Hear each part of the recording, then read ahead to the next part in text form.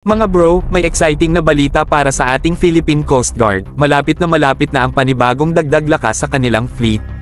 Kung magkaayos agad ngayong buwan ng DOTR at ang French shipbuilder na OCEA, posibleng makarating na ang unang Fast Patrol Craft o FPC galing France sa dulo ng 2026, November or December na yan, mga bro. Hindi lang basta padala, high speed, modern, at world-class quality ang inaasahang darating. Imagine mo na lang, habang papalakas ang presensya ng China sa West Philippine Sea, tayo naman palihim pero palalim ang pag-upgrade ng ating maritime capabilities. That's how you build power, tahimik pero solid. At hindi doon nagtatapos. Ang mas nakakatuwa dito, ang natitirang mga FPC ay gagawin na sa Pilipinas mismo. Oo, mga bro. Simula 2027 nanograms August, aasahan na natin ang sunod-sunod na deliveries, basta may handa lang ang mga local shipyards.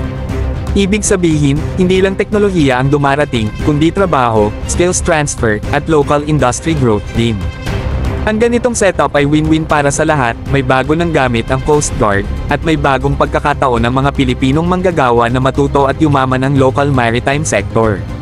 Yan ang tunay na strategic investment, hindi lang gasto, kundi kinabukasan.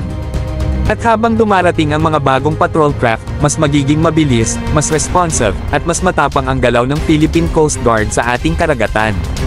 Kaya daughter at OCEA, let's go, mga bro. Tapusin na ang usapan at isara na ang deal. Ang panahon ay ginto, at habang ang iba ay busy sa intimidation tactics, tayo naman ay busy sa nation building with speed, style, and serious seacraft.